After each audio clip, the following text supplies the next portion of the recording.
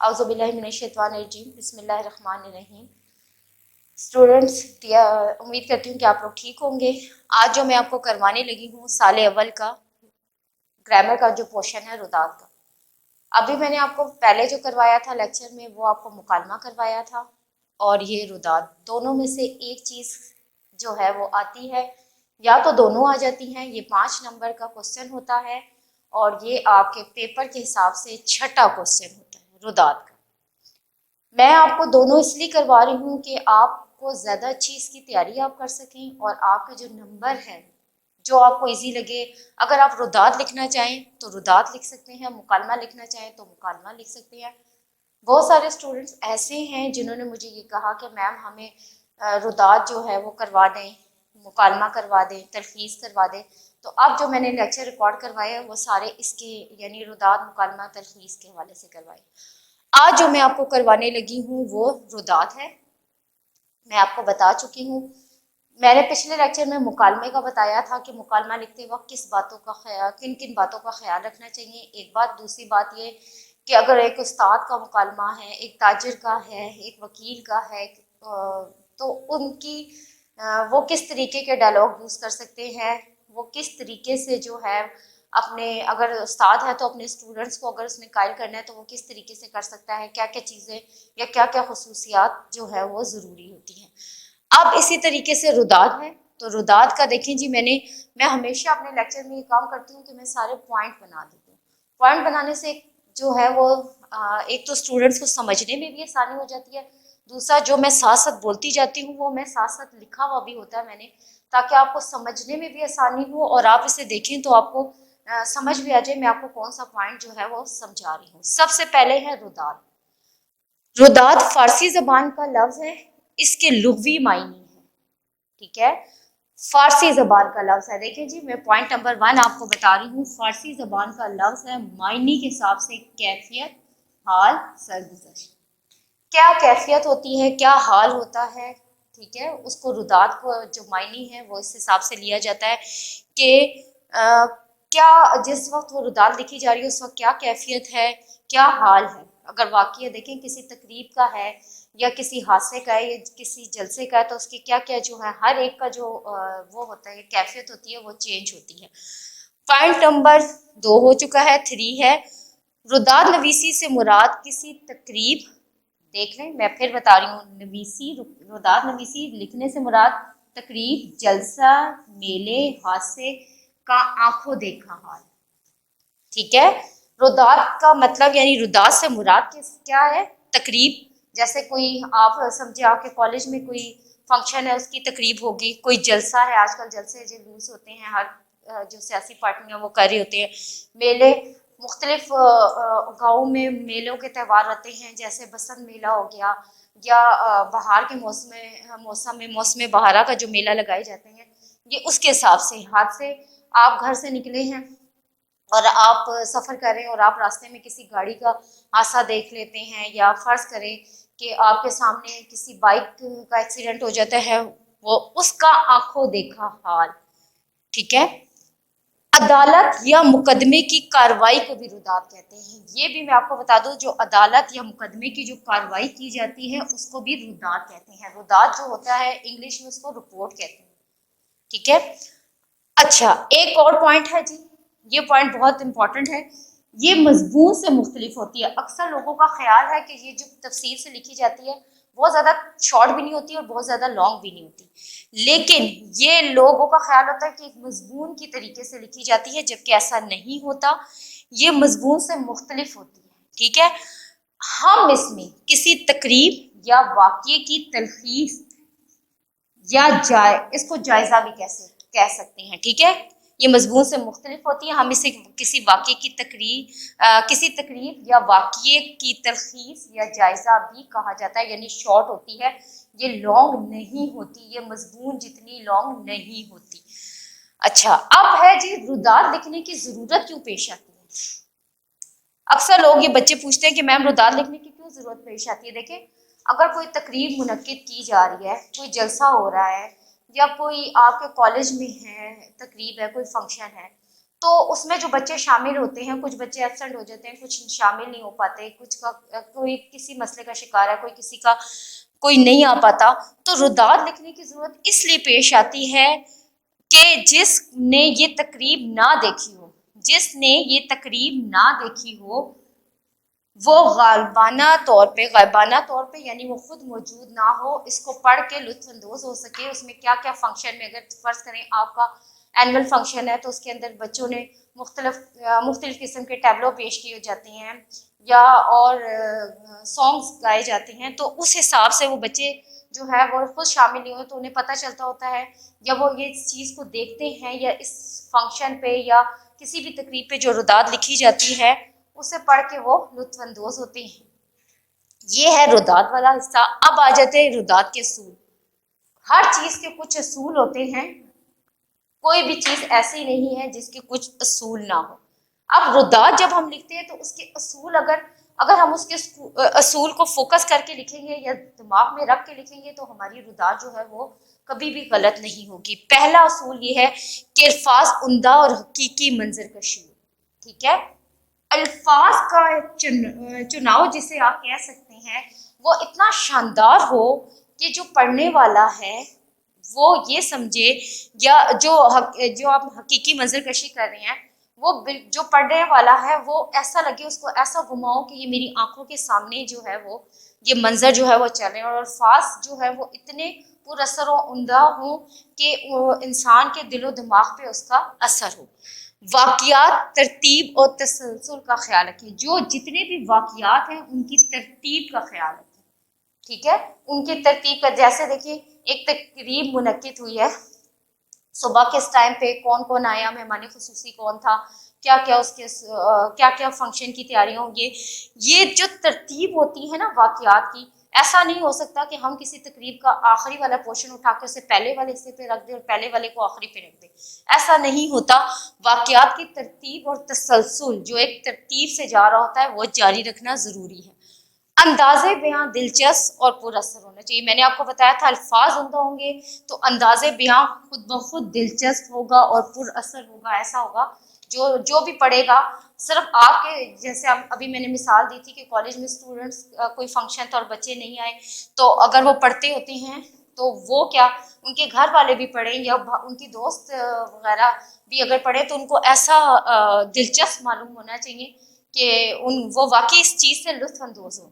چوتھا پوائنٹ ہے ذاتی اور اجتماعی رائے کا جداگانہ استعمال۔ اچھا دیکھیں، اگر ہم کسی کالج ٹرپ پہ گئے تو ہماری رائے یہ تھی،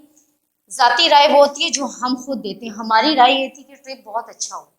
لیکن بہت سارے بچوں کی رائے تھی، اجتماعی رائے کا مطلب ہوتا ہے زیادہ لوگوں کی، کہ یہ ٹرپ ہمارے لیے اتنا اچھا ثابت نہیں ہوا۔ تو جب ہم رداد لکھتے ہیں تو ذاتی اور اجتماعی رائے کا جو ہے وہ فرق واضح ہونا چاہیے، ہماری کیا رائے ہے اور جو بچوں کی کیا رائے ہے وہ اس کا جو حساب کتاب ہے وہ الگ ہونا چاہیے۔ رداد میں موضوع شعر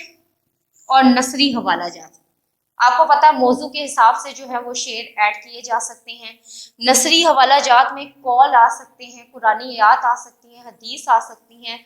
تو یہ جی آپ ایڈ کر سکتے ہیں۔ اچھا، بھرپور اور بامقصد اختتام، یعنی بھرپور اور بامقصد اختتام کا مطلب ہوتا ہے کہ اگر ہم کسی ٹرپ پہ گئے ہیں، کوئی فنکشن ہے، تو اس کا لب و لباب کیا تھا، اس کا خلاصہ کیا تھا، اور لوگوں کے دل پہ یا دماغ پہ وہ کیا تاثر چھوڑ کے گیا ہے، اور پازیٹیو زیادہ تر چیزیں جو ہوتی ہیں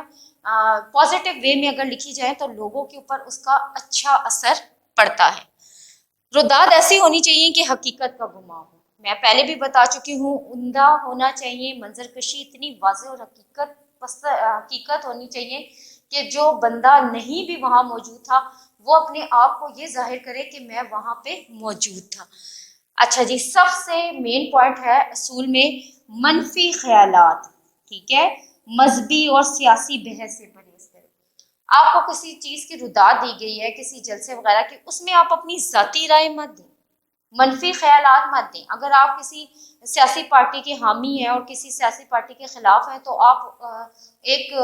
ردات لکھتے لکھتے اپنی اس میں چلے جائیں، جو حامی پارٹی ہے اس کے حق میں چلے جائیں، دوسروں کے خلاف لکھنے چاہیے. ایسا نہیں ہوتا. دوسری بات یہ مذہب کو کبھی بیچ میں، مذہب اور سیاست ایسی چیزیں ہیں جن پہ شروع سے فسادات ہوتے رہے ہیں اور ہوتے جاتے ہی ہیں، ختم نہیں ہوتے. تو کبھی بھی ردات لکھی جائے تو ان میں ان چیزوں کو جو ہے وہ نکال دینے چاہیے. منفی خیالات کچھ بھی ظاہر نہیں کرنے چاہیے، نہ مذہبی نہ سیاست پہ ان چیزوں پہ بحث نہیں کرنی چاہیے. اب آ جائیں جی رداد نویسی کے اہم نکات. یہ تو تھے اصول. اب آ جاتے ہیں نکات. جب ہم کوئی ردات لکھتے ہیں تو اس کے لیے کیا کیا پوائنٹ ہونے ضروری ہیں. یہ ایک طرح سے میں نے آپ سمجھے ایک فنکشن کے حساب سے اگر ایک ردات لکھوں تو اس کے لیے اہم نکات کیا ہونے چاہیے. تو دیکھیں اگر فرض کریں کسی تقریب ہے، ٹھیک ہے، جلسہ ہے یا حادثہ ہے، ابتدائی پیراگراف جو ہوتا ہے، پہلا پیراگراف ردات کا، وہ اس کی ضرورت اور اہمیت کا ہوتا ہے. یاد رکھیے گا کسی بھی تقریب کی، کسی بھی جلسے یا حادثے کا جو ابتدائی پیراگراف ہے، جو آپ پہلا پیراگراف لکھتے ہیں، وہ اس کی ضرورت اور اہمیت کے بارے میں لکھنا چاہیے. اب فرض کریں آپ کسی فنکشن کی ردات لکھ رہے ہیں تو کس جگہ پہ وہ فنکشن ہوا، پوائنٹ نمبر 2، کس تاریخ کو ہوا، اس کا حوالہ لازمی دینا ضروری ہوتا ہے. اب آپ کا فنکشن کی رداد ہے تو جس مقام پہ یہ ہوا اس کی آرائش و زبائش کا مطلب یہ ہوتا ہے اس کو کس طریقے سے ڈیکوریٹ کیا گیا تھا. اگر 14 اگست کے حوالے سے ہے تو جھنڈیوں کے حوالے سے آپ بات کرتے ہیں کہ ہم نے جھنڈیاں لگائی اپنے کالج میں یا اسکول میں، اور جھنڈے بڑے بڑے لگائے، ہم نے کیک کاٹا. اگر کوئی خاص فنکشن ہے، اینول ڈے کا فنکشن ہے، تو آپ اس حساب سے جو ہے اپنے کالج کو یا جس جگہ کو بھی ہال وغیرہ کو سجاتے ہیں تو اس حساب سے یوم دفاع کے حوالے سے ہے. تو اس یعنی جس حساب سے وہ تقریب یا فنکشن ہوتا ہے اس جگہ کی، اس مقام کی آرائش و زیبائش یعنی خوبصورتی، یعنی اس کو سجایا اس حساب سے جاتا ہے.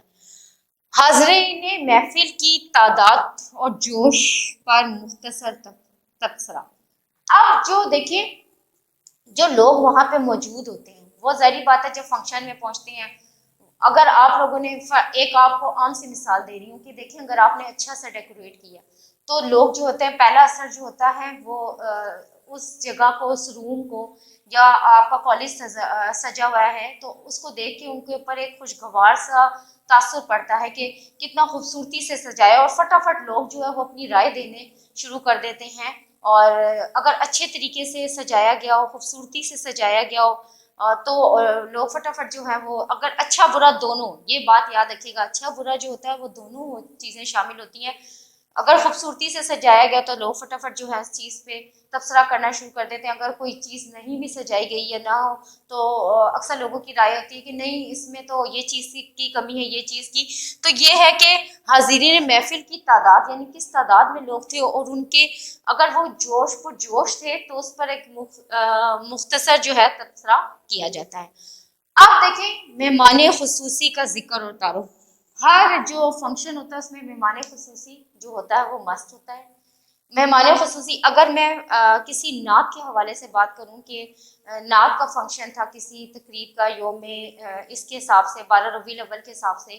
تو جو نعت خواں بلائے جاتے ہیں ان کا حوالہ وہ مہمان خصوصی کے حساب سے. اسی طرح اگر کسی تعلیمی حساب سے تھا تو مختلف اسکول اور کالج کے سربراہوں کو بلایا جاتا ہے. تو جیسی محفل ہوتی ہے ویسے ہی مہمان خصوصی شرکت کرتے ہیں. 5واں پوائنٹ جو آپ کا ہوتا ہے یہی ہے کہ ان کا تعارف کروایا جاتا ہے، ان کا ذکر کیا جاتا ہے، اور ان کی جو جس سیٹ پہ موجود ہے ان کا تعارف، ان کی خصوصیات کے مہمان خصوصی میں جو موجود ہیں اس میں وہ کس حیثیت سے جو ہے وہ مشہور ہیں. اچھا، کسی بھی تقریب کا آغاز ہوتا ہے، ابتدا جو ہوتی ہے وہ تلاوت ہوتی ہے اور نعت رسول مقبول صلی اللہ علیہ وسلم ہوتی ہے. ٹھیک ہے، یہ پوائنٹ نمبر 6 ہے. پھر 7 ہے تقریب کی مناسبت سے تقریر اور میری نغمے. اگر آپ کی، میں نے ابھی آپ کو بتایا کہ آزادی کے حساب سے، یوم دفاع کے حساب سے ہے، جیسی تقریب ہوتی ہے اس کے حساب سے جو ہے وہ نغمے ہوتے ہیں، تقریریں ہوتی ہیں، چیزیں شامل ہوتے ہیں. آخری میں کیا ہوتا ہے جی کہ جو مہمان خصوصی میں بلایا جاتا ہے ان کے جو خطاب ہوتا ہے وہ آخری جو ہے مہمان خصوصی کا وہ خطاب ہوتا ہے. اب ہے جی، اچھا جی،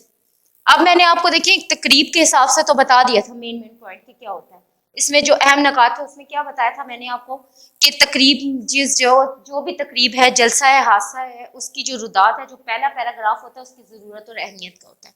مقام ہوتا ہے، تاریخ کا حوالہ ضرور ہوتا ہے کہ کس مقام پہ کس تاریخ پہ ہوئی ہے، اس کو کس طریقے سے ڈیکوریٹ کیا گیا ہے، تعداد کتنی تھی، مہمان خصوصی کون تھے، ابتدا کیسے ہوئی، تقریب کی مناسبت سے تقریریں اور ملی نغمے، آخر میں مہمان خصوصی کا جو ہے وہ خطاب، کہ خطاب مطلب یعنی اس میں مین پوائنٹ اٹھا کے دیے جاتے ہیں کہ وہ بڑے جو تھے مہمان خصوصی بڑے متاثر ہوئے بچوں کی تعلیمی کارکردگی دیکھ کے یا آپ کا جو فنکشن ہوا اس سے،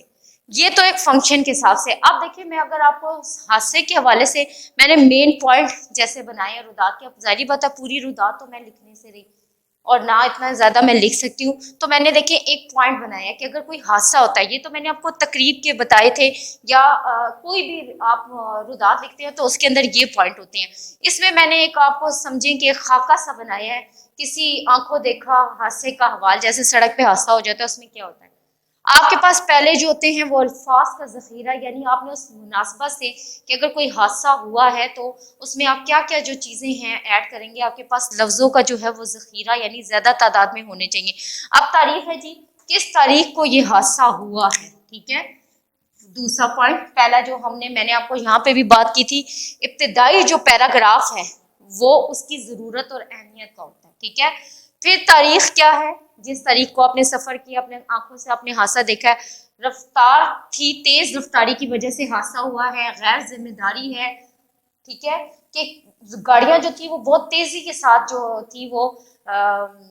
سفر یعنی جو ہے وہ اپنی رفتار سے بہت تیز چل رہی تھی، جتنی رفتار دی گئی تھی اس سے زیادہ تیزی سے وہ چل رہی تھی، یہ غیر ذمہ دارانہ حرکت ہے، ایسا نہیں ہونا چاہیے۔ جب وہ ٹکرائی ہیں، ٹھیک ہے، زیادہ تر یہ ہوتا ہے کہ گاڑیوں اور بسوں کی جو ریس ہے وہ سٹارٹ ہو جاتی ہے، تو اس وجہ سے بھی حادثے ہوتے ہیں، خوف و ہراس پھیل جاتا ہے، جب کوئی حادثہ ہوتا ہے تو ایک دم منظر جو ہے وہ ساکن ہو جاتا ہے، خوف و ہراس پھیل جاتا ہے، ہر بندہ دوسرے بندے کے اوپر ڈالنے لگتا ہے، یہ اس کی لاپرواہی ہے، اس کی لاپرواہی ہے، حالانکہ دیکھا جائے تو ہر طرف سے یعنی جو دونوں گاڑیوں کی جو ہوئی ہوتی ہے حادثہ ہوا تو ہے ان کی اپنی لاپرواہیوں کی وجہ سے جو ہوتا ہے یہ حادثے ہوتے ہیں۔ ٹریفک کا ہجوم یہ سبب بھی ہوتا ہے، ٹھیک ہے، جب آپ رودات لکھتے ہیں تو آپ یہ بھی لکھتے ہیں کہ گاڑیوں کے سڑک پہ جو گنجائش جو تھی وہ گاڑیوں کی کم تھی اور گاڑیاں جو ہے وہ زیادہ تعداد میں تھی، تیز رفتاری تھی، آپس میں تصادم ٹکراؤ کیسے ہوا، کیا ریزن ہوئی، ہلاکتیں کتنے لوگ مر گئے، جب ظاہری بات ہے گاڑیوں کے ایکسیڈنٹ ہوتا ہے تو کس تعداد میں آپ کو پتہ ہے لوگوں کا حال ہوتا ہے، بری طریقے سے کچل دیے جاتے ہیں، پیسز میں کنورٹ ہو جاتے ہیں، تو یہ آپ سمجھیں کہ رودات کے مین پوائنٹ ہے، چیخو پکار لوگوں کی شروع ہو جاتی ہے، ڈر خوف کی کیفیت ہوتی ہے، جو زخمی ہوتے ہیں فٹافٹ لوگوں کو کوشش ہوتی ہے کہ ان کو اٹھا کے جو ہے وہ ایمبولینس میں ڈالا جائے اور انہیں ہاسپٹل کی طرف لے جایا جائے تاکہ اگر وہ بچ سکتے ہیں تو بچ جائیں، جو لوگ بالکل حادثے میں ہلاک ہو جاتے ہیں کوشش کی جا رہی ہوتی ہے کہ ان کی لاشوں کو سائڈ پہ کیا جائے، جو مسافر بچ جاتے ہیں انہیں گاڑیوں سے اتار لیا جاتا ہے، معمولی جو خراش وغیرہ ہوتی ہے اس کے اوپر ان کو ابتدائی طبی امداد دی جاتی ہے اور ہاسپٹل کی طرف روانہ جائے، خون کا بہنا، ہر طرف خون ہی خون ہوتے ہیں، مددگار جو لوگ وہاں موجود ہوتے ہیں وہ مدد کے لیے آگے بڑھتے ہیں، آہیں، سسکیاں، آنسو، یعنی یہ سارے پوائنٹ ہیں آپ کی کسی بھی جو ہے وہ اس سڑک پہ جو آپ نے حادثہ دیکھا ہوتا ہے اس کے حوالے کے حساب سے۔ یہ ہے جی آج کا آپ کا ٹاپک رودات کا، میں نے کمپلیٹ کروا دی، امید کرتی ہوں کہ آپ کو سمجھ آئے گا، اگلے ٹاپک میں انشاءاللہ آپ کو میں تلخیص کروں۔ اللہ حافظ۔